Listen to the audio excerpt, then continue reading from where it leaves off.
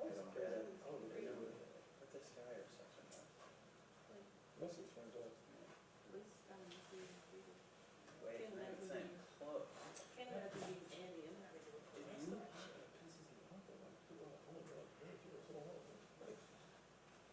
everyone skip over Dana and like is saying like my life was horrible for months because these fans were crazy?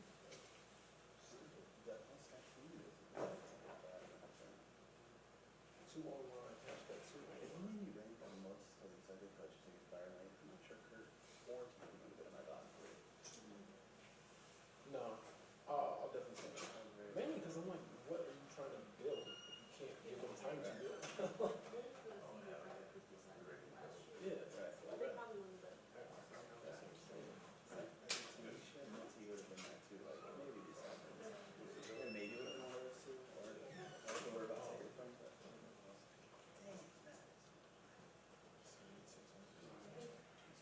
Also, the whole it's all BS on him as well. She's the only person who's shut up. Shut your mouth. No, she wasn't.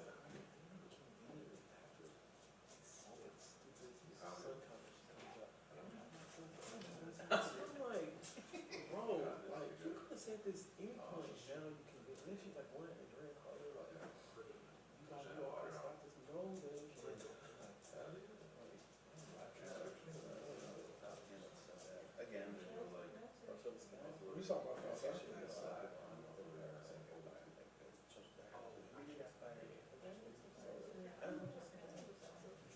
Yeah, he was just like sign off or whatever.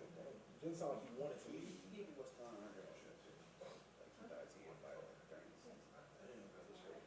No, I'm gonna. It's just a mess. That's how I was like, He was actually funny too. I don't. I was checking this guy. I don't have to.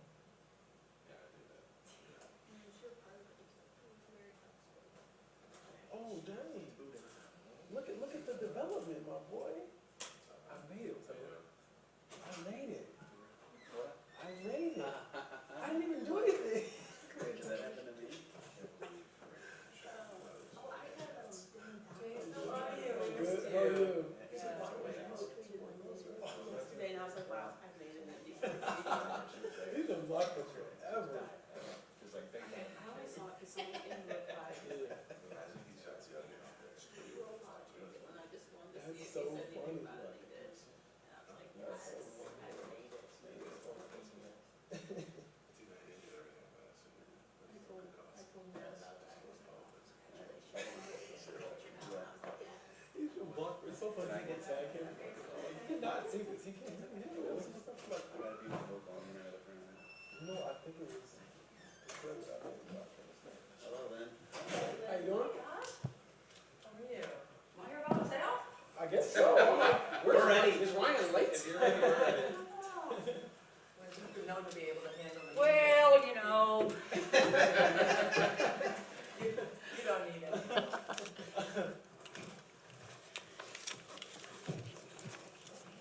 Did you enjoy 5 days in Connecticut? excuse me?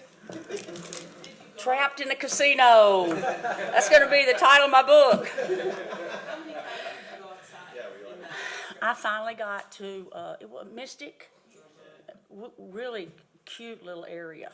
What was that what Kayla was saying too? And I never found Uncasville. I mean, the whole, you know, it's kind of a little rural town, but I did find Mystic River. Was it because of your time, or was it just so enclosed? It's just so enclosed. Have you never been there, Tony? You need to go. Do you gamble? I do actually. Yeah. Well, then you're going to love it. Do you? No. I take risks, but not with my money. It's a nice casino, at least. How many times did you walk through the casino, would you say?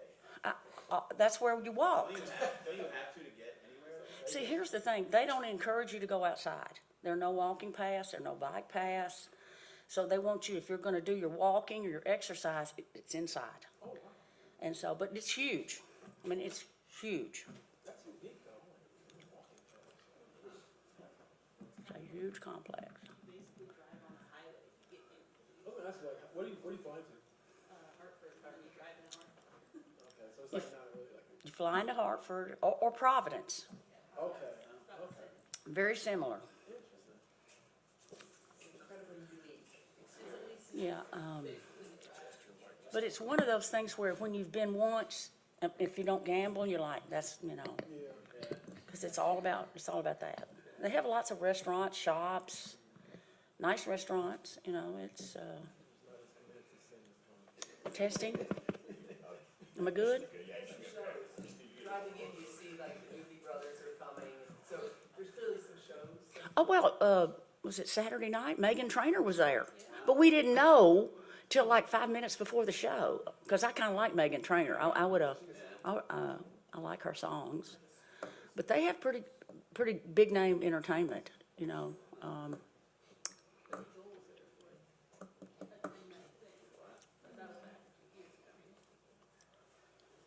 How's the hurricane out by your house? Well, I'm on the East Coast, so, it's geared towards Tallahassee, so we're just getting rain. But I'm worried about my friends in Tallahassee. I mean, that doesn't surprise me at all, but I love her. We're talking about the hurricane and the casino. It's terrible, yeah.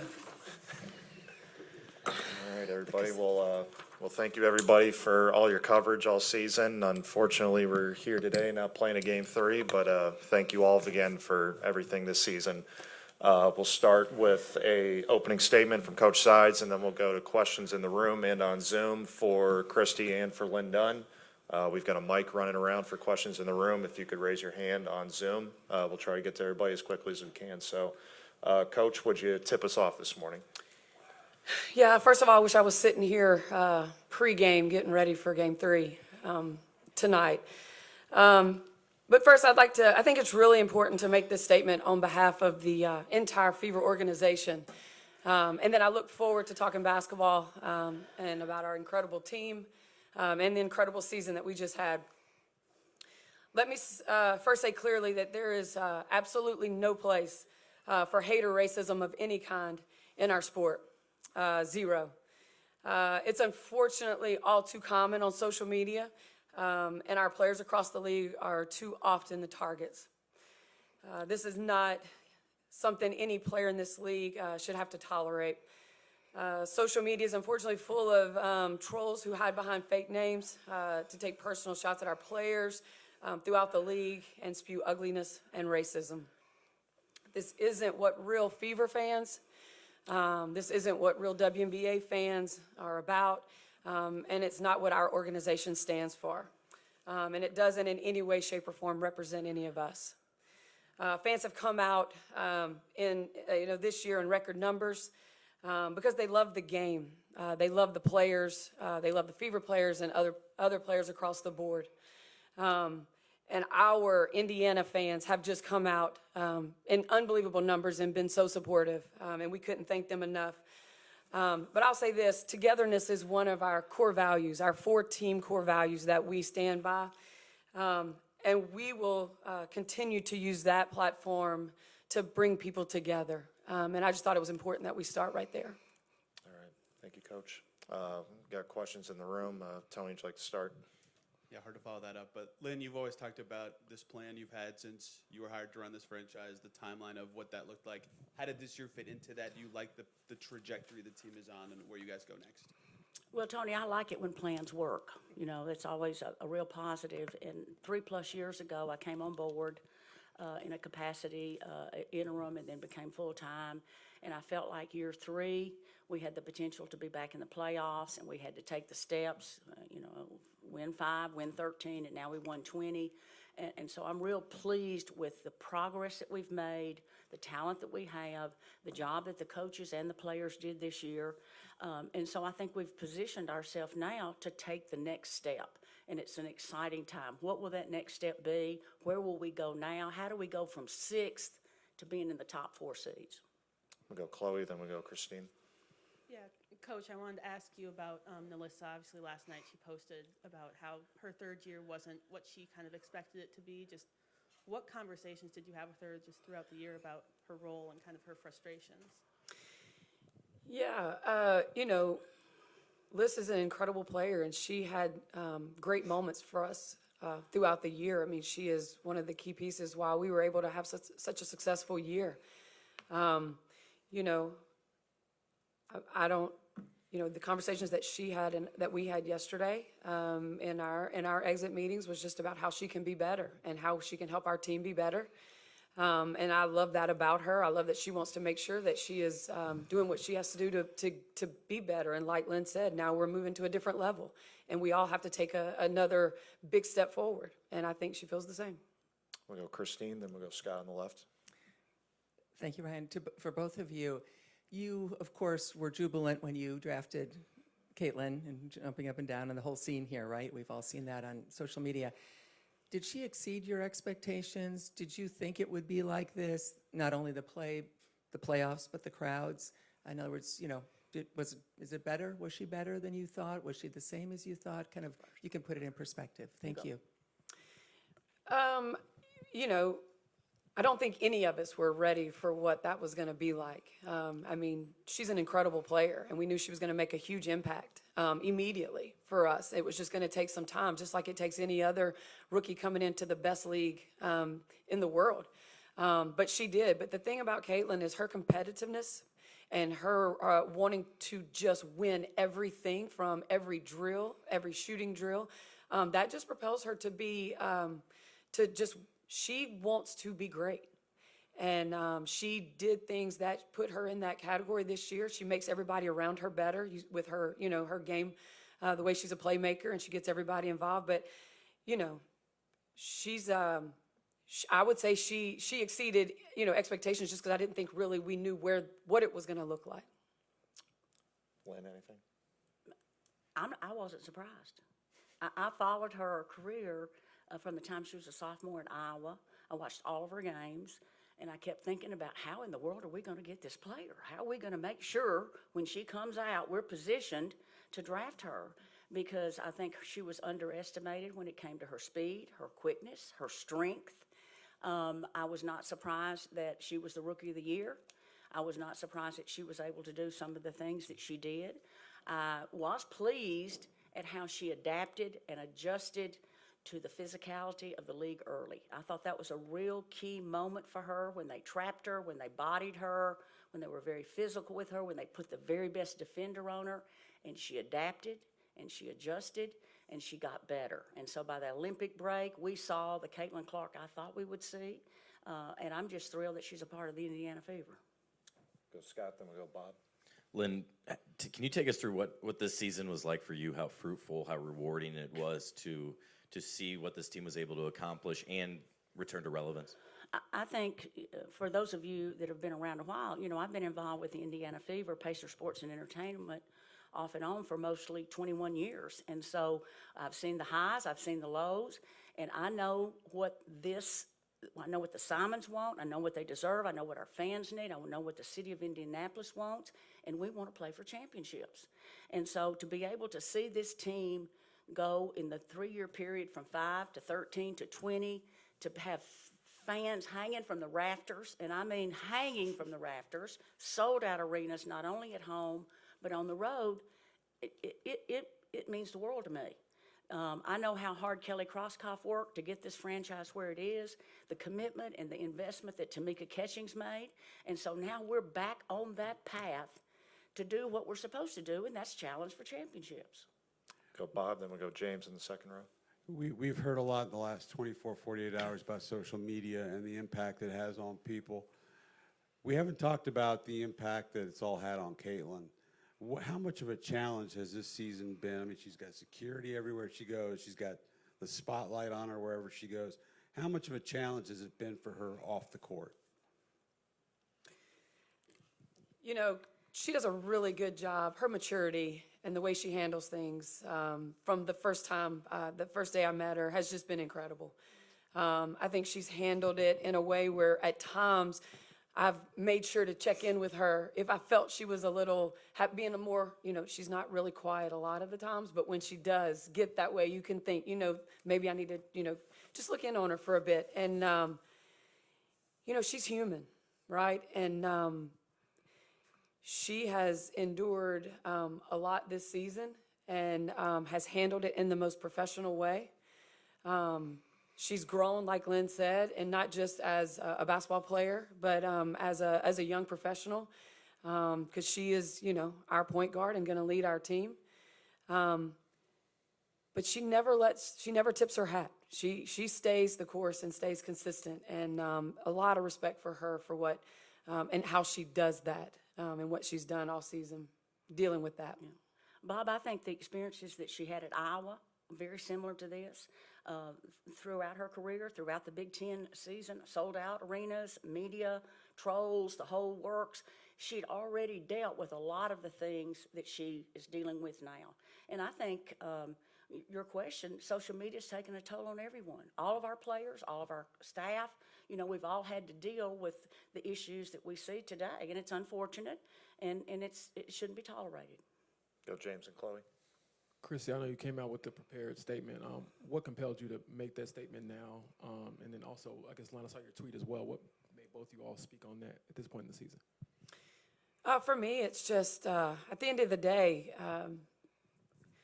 you know, we want to be good people. And I just feel like there's a lot of ugliness out there that, you know, we can't control, but just to make a statement that says we don't condone it. And that is not what we stand for. And that's it.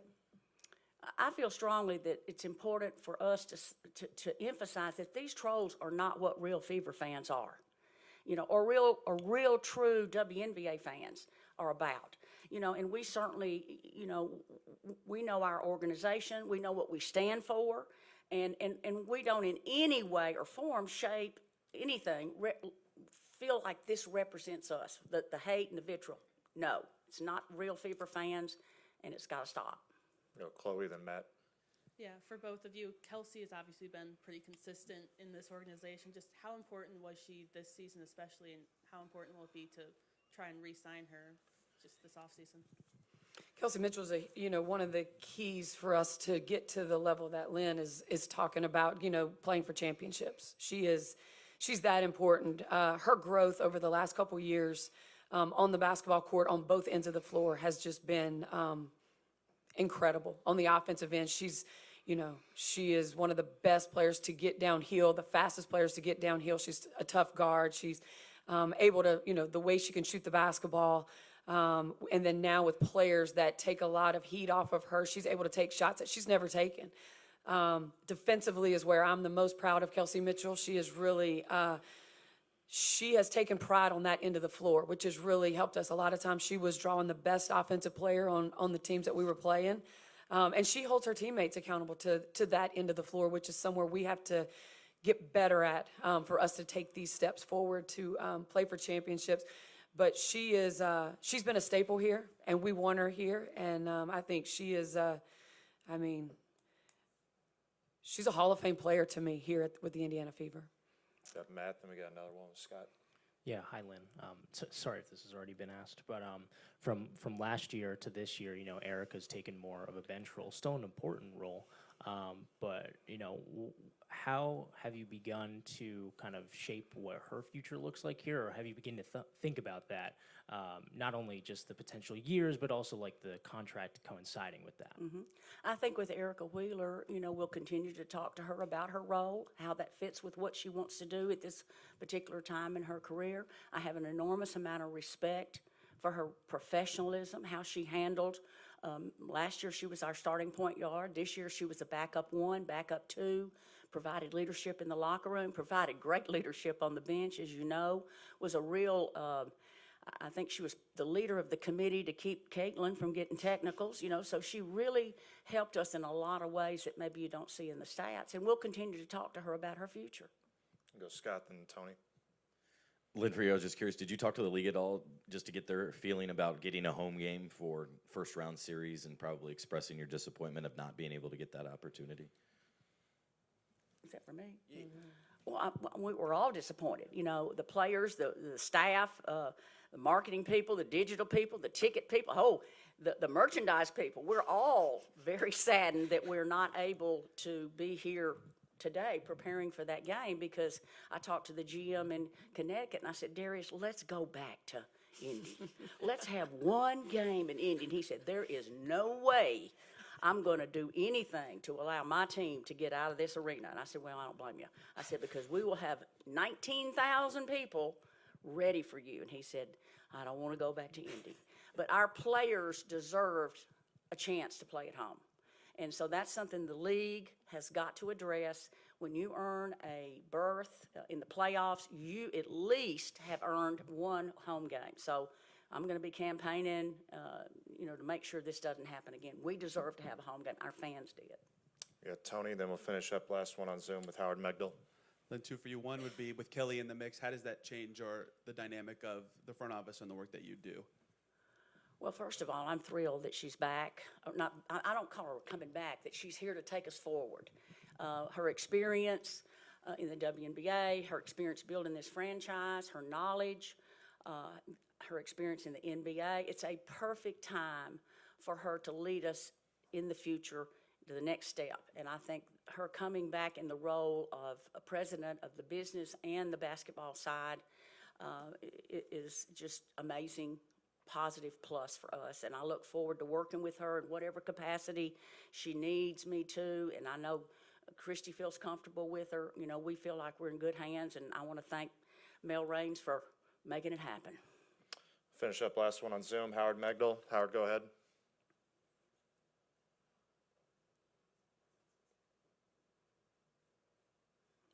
Howard, are you there?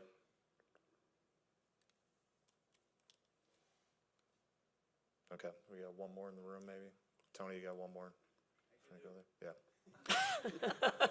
So, Lynn, how has your synergy with Christy evolved since you hired her? What have you thought of the job she's done these 2 years? Well, Christy just finished year 2. And any time you see a first head coach go from 13 wins to 20 wins and continue to invest in her system and her plan for progress. She works diligently with relationships. She laid a foundation of culture. So I felt like, when I first hired her, that she was the right person to lead us forward and get us into the playoffs. And a lot of that has to do with her tremendous work ethic. It also has a lot to do with her energy. I mean, her energy is over the top, but you need that with these young players, and you need her. What she has is her ability to connect with these young players, and so that's been a real plus. let's try one more time with Howard before we kick this off. Howard, you want to go again? Okay, we're having a little technical difficulty with Zoom, so thank you, everybody. We'll bring Aliyah in next for everybody. Hey, thank all of you. Thank you. Really appreciate y'all. Thank you.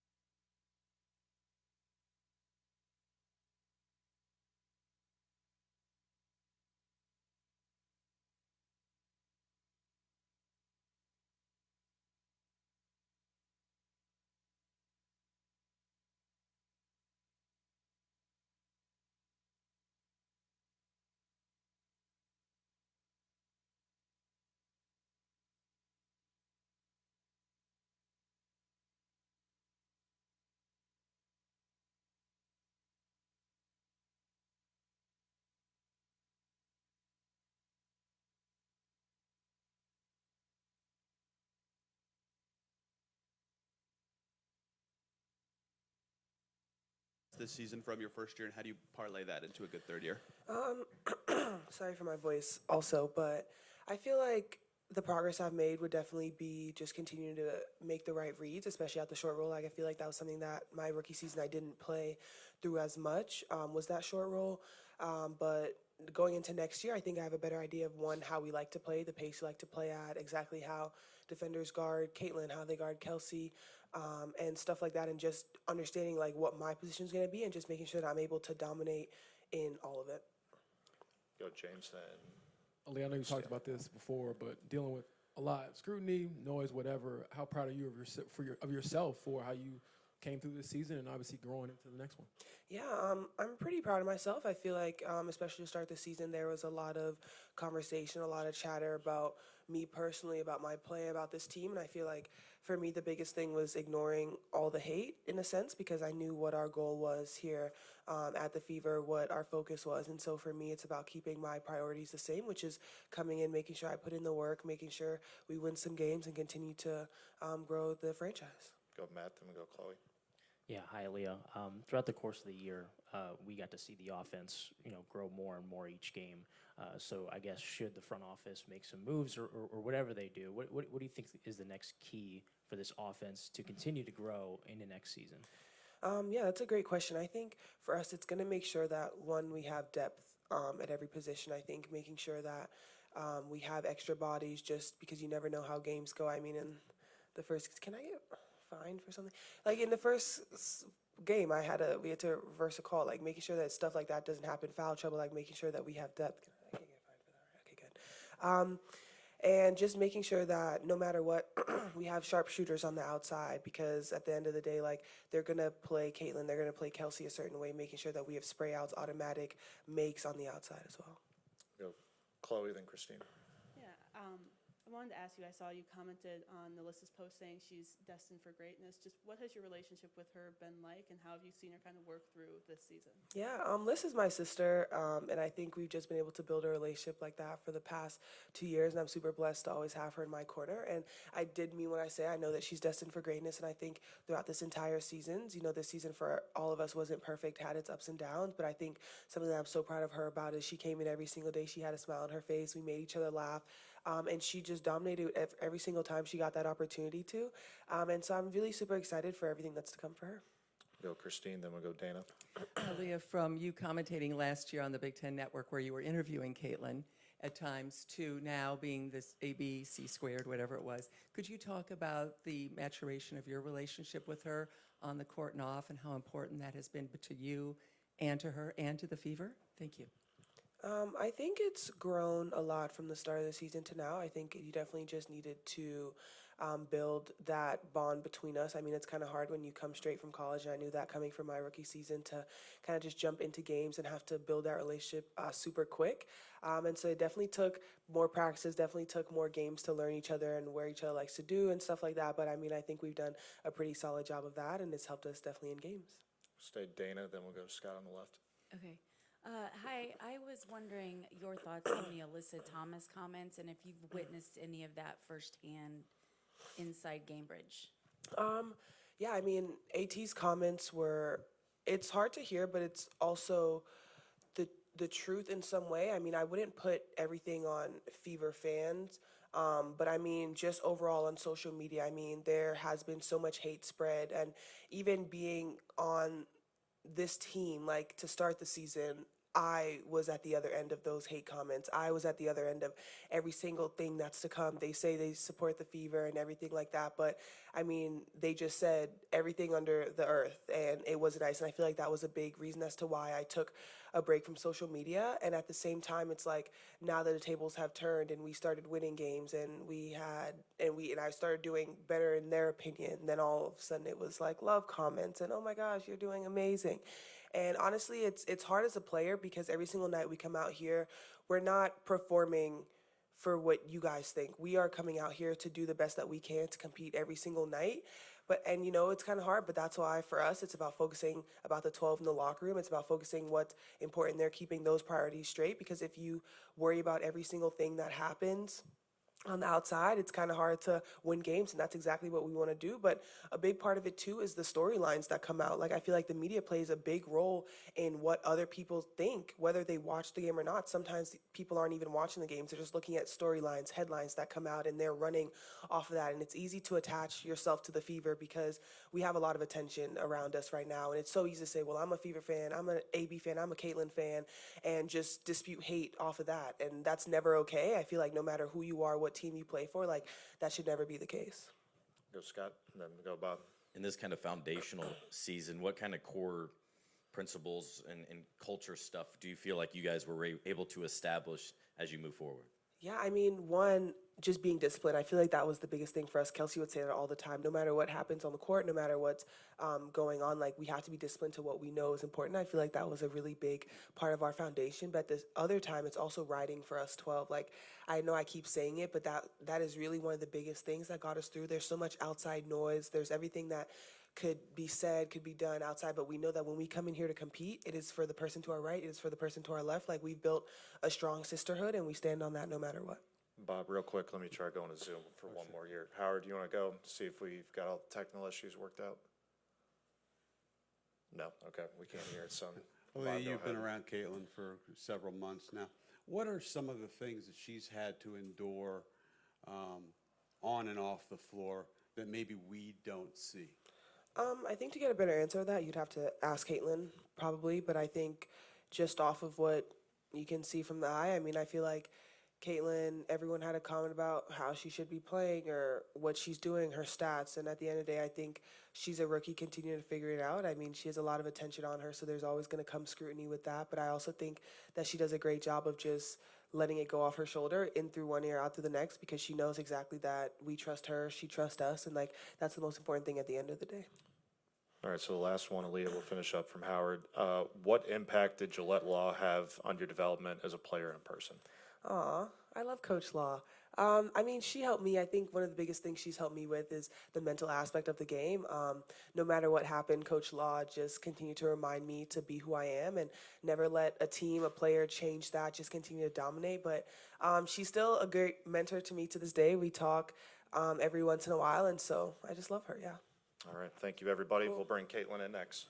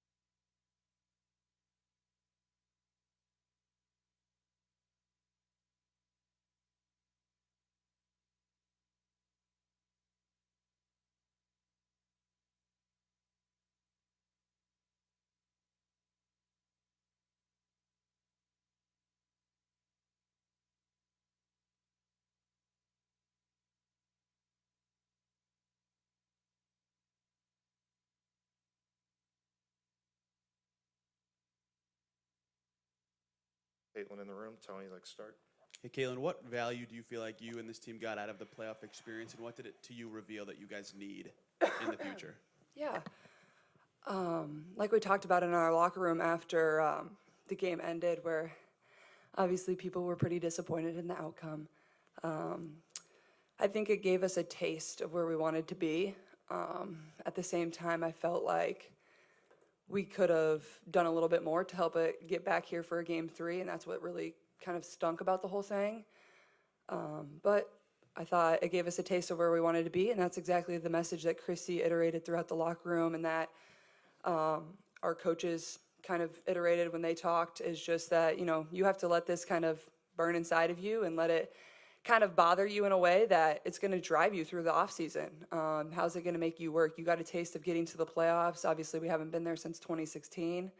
So I think that's what the message was for us, is like, hey, great, we got the 6th seed. Our goal was to get back to the playoffs, but we probably could have given ourselves a little bit better of a chance to try to get it to a game 3 to give our fans an opportunity to cheer us on here at home, and that's kind of what stunk about it. But you know, next year we're wanting to be a top 4 seed. You know, we believe we can build this place into a championship contender. That's what I believe. That's what I'm going to do everything in my power to help this organization get there. But you got to let it, you know, hurt you a little bit and really drive you throughout the offseason.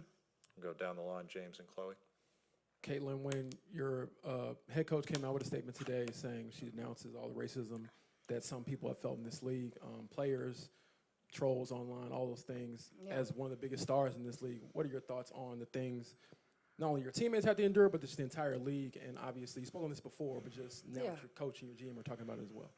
Yeah, it's definitely upsetting. I don't think nobody in our league should be facing any sort of racism, hurtful, disrespectful, hateful comments and threats. You know, those aren't fans, those are trolls, and it's a real disservice to the people in our league, the organization, the WNBA. But there are a lot of really good fans, whether they've been fans for 20 plus years or whether they're new fans in our league. I think continuing to uplift this league in a very positive light is the best thing that we can do, because There are so many great players. There's so many great teams. There are so many positive storylines that can be written and celebrated. And for me, that's why I became a fan of this league, is these people were my idols. I grew up wanting to be like them. So I think continuing to uplift and, represent this league in a positive way is the best thing that we can do. Go Chloe, then Christine. Yeah, just with all the success you have this season, just what do you think you need to work on to take that next step going into your second year next year? Yeah, I think, like I said after we lost, is, I think there's so many ways that I can continue to get better. And I feel like there were so many ways I could have been even better this year. And that's what, gets you going and gets you fired up, and you want to continue to keep playing. But at the same time, that's what stinks about the season ending, is I felt like we were really starting to find our groove and really play good basketball. And it feels like that's always kind of how your season ends. You feel like you're playing your best basketball, and then it has to come to an end, and it's kind of just who's playing better basketball at that time and who plays a better game. But I think for myself is just, go back and really reflect on the year that you had and all the amazing moments. But I think, just as a point guard and as a leader, there's a lot of areas that I can continue to improve. And, I'm a competitor and somebody that loves to work, so it won't be hard for me to want to get in the gym and to get even better and, get better for my teammates and really know, we're a young group. We have a lot of really talented players on this team, and, we won 20 games this year and we're the 6th seed, but I feel like there's so much more we can accomplish. And, you can always just work for that and remind yourself of that. And that's certainly what I'm going to do going into the offseason. Go Christine, then Scott. Caitlyn, in the kind of kaleidoscope of memories that we all have of events and years, maybe 20 years from now when you're done, or 25, whatever, what do you think might stand out, positives, even maybe moments like the 2 threes in LA early on? Or for you personally, are there any that you might think of in terms of highlights, showed you belonged, a pass, anything that comes to mind now about this season and what you did in the season? Thanks. Yeah, I think that's, there were so many moments. And every place we went was so unique, honestly. It's fun to kind of look back. Like, people always ask me, like, where was your favorite road arena? And I'm like, they're all so different and unique in their own way. And obviously for me, my first year here is like getting to travel to all these new arenas. And there was a few I'd already played at in college, but just doing it as my first time in the WNBA, like, those are moments you're going to remember within themselves. And obviously LA was special. The crowd we have there, and obviously I know it's crypto now, but like Staples Center and the Lakers and just, the history that building has. That was my first time ever in the building, and the way we came back and got our first win, and I couldn't buy a basket all night, but then I was able to make 2 at the end, and the locker room was fun after that. I know it was our first win, but it was still special. And then honestly, playing at home in front of, these fans, and the way the young girls just, dangle over the side of the rails and are so happy, and people are crying, and you understand the impact that you're having on people's lives. And that's what's so cool about it for myself. But I feel like there's just so many memories you're going to remember from your rookie year. Like, your rookie year is something you're always going to cherish as you go throughout your career. I think it was a huge learning opportunity for myself. I learned a lot about myself as a basketball player, as a person, being resilient when your back's up against the wall, but also really coming into our own and really thriving. And I think, once we figured it out, it was a lot of fun. The last 2 in the room, then we got another one from Howard, Scott, then Matt. Caitlyn, I know you said you don't feel like a celebrity, but you lived in that spotlight really for the last year. What can you kind of describe what that feels like for you, since we can't experience that? And then also, what do you kind of expect the next several months quietly to feel like, as you'll be able to just live?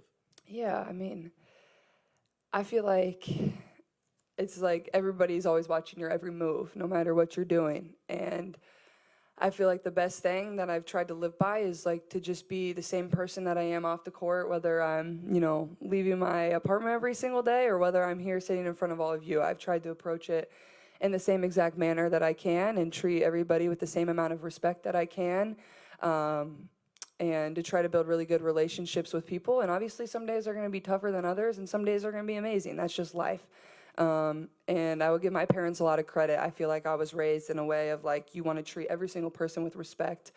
And I feel like I have a very good feel on, basketball isn't my everything, and that's the way I was raised. Basketball was something I absolutely loved to do, but there was a lot of other things I had to have done in my life, whether it was school, whether it was, emptying the dishwasher or taking out the trash. I had chores, it stunk. And I think there was just things that my parents really invested in making sure that I was a good person before, basketball or sports. And I've just tried to live in that same exact manner, as like, just be a good human. And I think that's what I've tried to, show everybody as well, is like, I try to be the best human I can every day. I try to give people time if I have it.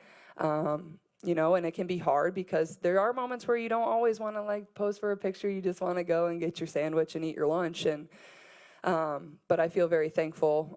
I wouldn't change anything for the world. I feel very thankful for the relationships I built, the opportunities that I've had, the way people have supported me, and whether it was at Iowa or whether it's now in the WNBA, they have really, supported me and loved watching me play basketball and watching my teams play basketball. So I think it'll definitely be a little bit of an adjustment period for myself, not really, having to do that so much. I woke up yesterday and I'm like, I don't know what I'm going to really do. So it's going to be nice, though, I think, getting out of the spotlight and just getting to live my life and do things that I want to do, and, not have to sit and I love talking to all of you, but it's going to be nice to not have to sit in front of a microphone, multiple times a week. I really appreciate all of you, but it will be nice to kind of get away and relax for a little bit. And I appreciate everything you all do as well, so I thank you.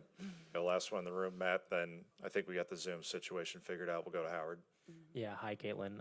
Even though it's only been a few days for you to start reflecting on your rookie season, was just curious what you think, in hindsight, what got you through the 1-8, debut, welcome to the league, only 20 days in? Yeah, well, our schedule wasn't the friendliest to start, so it was a tough swing. We had a West Coast trip there early to start. And to be honest, there was a few games I felt we could have definitely won within that stretch as well.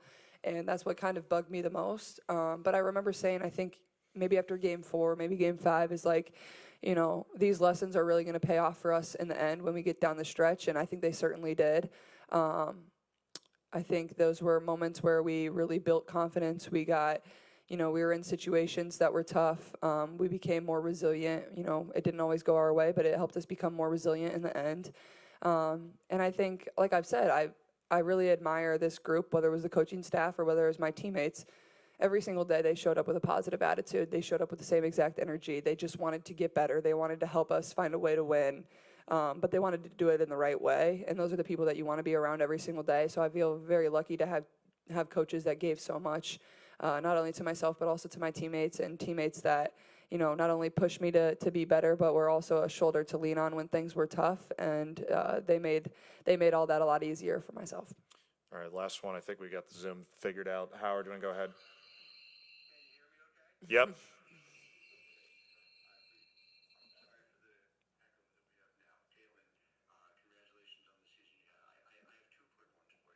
Yeah. First one is that there's been so much focus this year on how the larger world, not just the women's basketball world, has been not just paying attention to what you're doing, but celebrating you as a player, and how it hasn't phased you. And I wonder how much you think, coming from Iowa, coming from a place where girls and women have always been celebrated for what they're doing on the court in these towns across the state, helped prepare you for the kind of attention you had this year. Yeah. I don't think people always realize the University of Iowa was one of the premier universities in Title IX. Dr. Grant was obviously somebody that was very close to my coach, and Coach Bluter was the one that hired her at Iowa, and she wanted women to have as many opportunities as men. And if it wasn't for her and it wasn't for the way she fought for women's athletics, I'm not sure I would have had that opportunity at Iowa, and I'm not sure, people would have showed up for the women's basketball program in the manner that they did every single night. People don't realize the women's basketball program at Iowa had so many fans before I got there, and then they continued to rally around our teams and celebrate our teams, and they just loved women's basketball and the way it was played and the people on the court. And I think a lot of that has definitely carried over to the WNBA, and now you're seeing it here in Indianapolis with the way our fans have supported and really just been in the stands every single night. You know, Gainbridge has been, you know, packed to the brim. People can't seem to get enough, whether it's a Wednesday in August or whether it's on the weekend in July. Like, people love showing up and watching, and then they find out, you know, they love people on my team. They fall in love with another team and players on a different team, and it's just continuing to help grow this game. And I think, you know, the opportunities that I had at Iowa certainly helped move forward the game of basketball, but also has helped me in the WNBA too. All right, thank you, everybody. We'll bring Temi in next for everybody. Guys. Appreciate it. Not yet. You want me to go golf in the rain? Tough enough.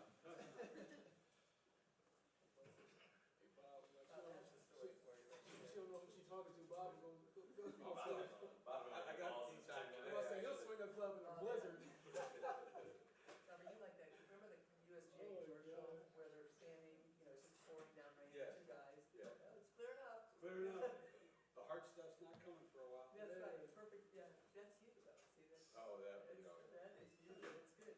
Well, that's your, that's your story. She likes to be able to,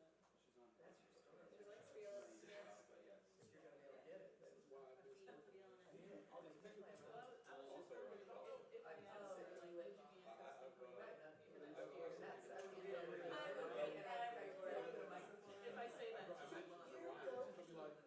If you're gonna be able to get it, that's why I'm just. I'll do the plan, right? If I say that, she's like, here we go. And then give it to your best friend. Yeah. I'm dragging. So, I had no issue, or my first flight did get delayed like 2 months in. I know. Unfortunately, I'm supposed to have it. I didn't have any issue. I don't think we'll play this. I ended up being home for about 6 hours, and I was texting, I said, what's the plan? Saw the plan, I thought maybe I could fly this morning. So I literally made a flight, stayed at a hotel, and flew at 5:15. So.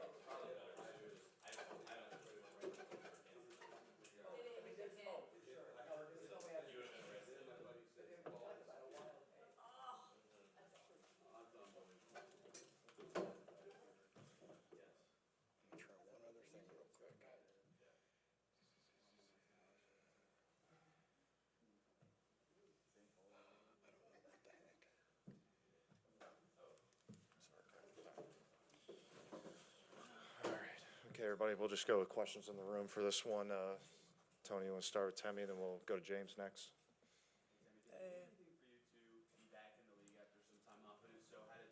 What kind of fulfillment did you get playing in the W again with this team?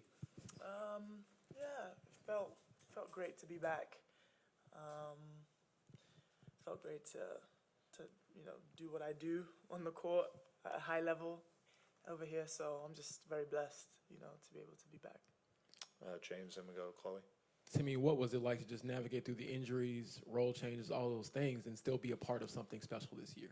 Yeah, it was definitely difficult. Injuries are never something you want to experience in a season, especially back to back injuries. But you just have to, you know, take things as they come and just try and figure out and try and be the best you can be while injured. So, yeah. Go Chloe, then Christine. Yeah, just as like one of the veterans of the team, you've kind of throughout the season been the one to talk about, you know, the effort of the team, just kind of reflecting back throughout the whole season. What would you say about the effort of the team, especially, you know, getting into the playoffs for the first time in 8 years? Yeah, obviously we set our goal in the beginning of the season to make the playoffs, and thankfully, you know, we were able to achieve that. And you know, although we made it, we still wanted to reach higher, for, you know, more than just playoffs, but we weren't able to do that. So, although we did set our goal, we wanted more for ourselves, and so I'm very happy, you know, that we had that fire still, even after we achieved our goal. And we definitely grew throughout the season, like you said, in the effort department and just the heart and the hustle, and that's, for me, is everything. Go Christine, then Dana. Temi, you've certainly had a great career and you've seen a lot. How much fun was it to watch this young team start to gel and grow, and you whether it's on the receiving end of the passes or just your ability to mentor. Was it a different, maybe more fun experience for you than you've had in your career? Is there a way to kind of put into words what you watched and, of course, what you were a part of for this young Fever team? Thanks. Yeah, just, especially while I was injured, I was able to watch on the bench as we won more games and, the girls gelled a bit more. So that it was definitely fun to see that progression, that growth, and just enjoying the game a bit more and each other a bit more. So we grew in that way, I would say, throughout the season. Still, have a ways to go. We're not perfect by any means. So I'm looking forward to seeing the team grow further next season. Go Dana, then we go Scott.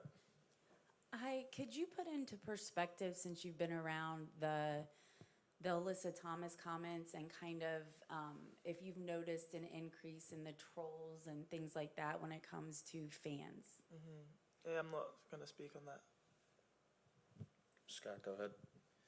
This is the last time this group will be together as one, just the inevitability of changes. What high moments will you think back to all that you guys were able to accomplish and celebrate together this season?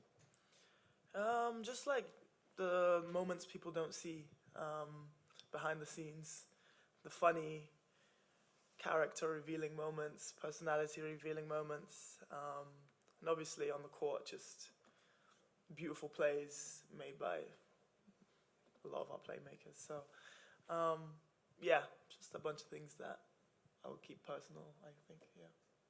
Go last one, go to Matt. Yeah, hi, Temi. What did that moment in Connecticut mean to you where you're able to make your first postseason start? You're able to have such an impact in the fourth quarter, even though it didn't go your way. What did that moment mean? I mean, to me, it's just funny, because people ask, how does it feel to start? I don't care to start. I don't care to come off the bench. I care to win. So that's my goal every time I put on a jersey, whichever team I'm on, Like, I don't know, it just, to me, people's kind of priorities are a little skewed when it comes to being on a team. And, oh my gosh, are you starting? Are you not? Are you going to get how many points? You're going to, like, the kind of the limelight. I don't care about any of that. So, not the right person for those kind of questions. I'm here to win and do my job, and so it didn't mean anything more or less than a regular game, other than just let's win. Okay, thank you, Temi. We'll bring in Victoria and Christy Wallace next for everybody.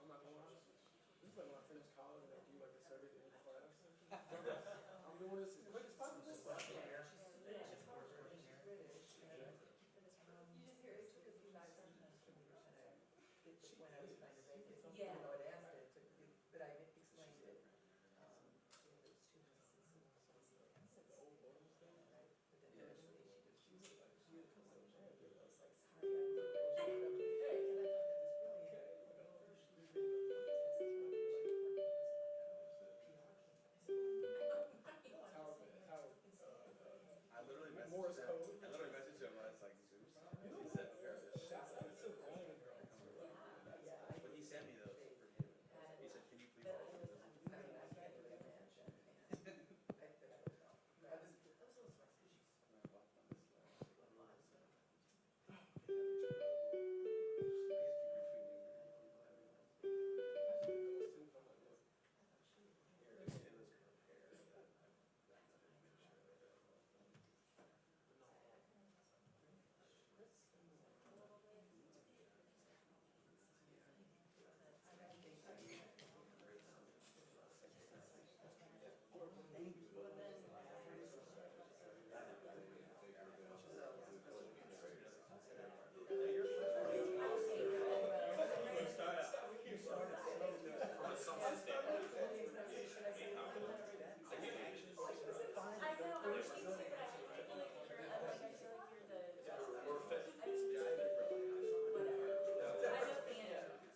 2-2-2.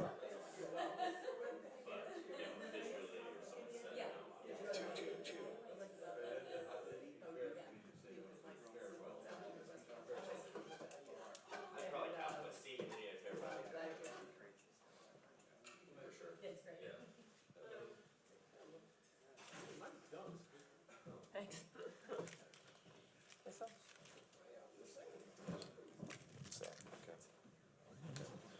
All right, we're going to start with Christy Wallace, Victoria Saxon, a little under the weather today. So, Tony, you want to start with us? Yeah, Christy, getting into the playoffs, the Olympics, I mean, what did this year mean to you just over the course of your whole career? It was a really special year. I've been working towards the Olympics my whole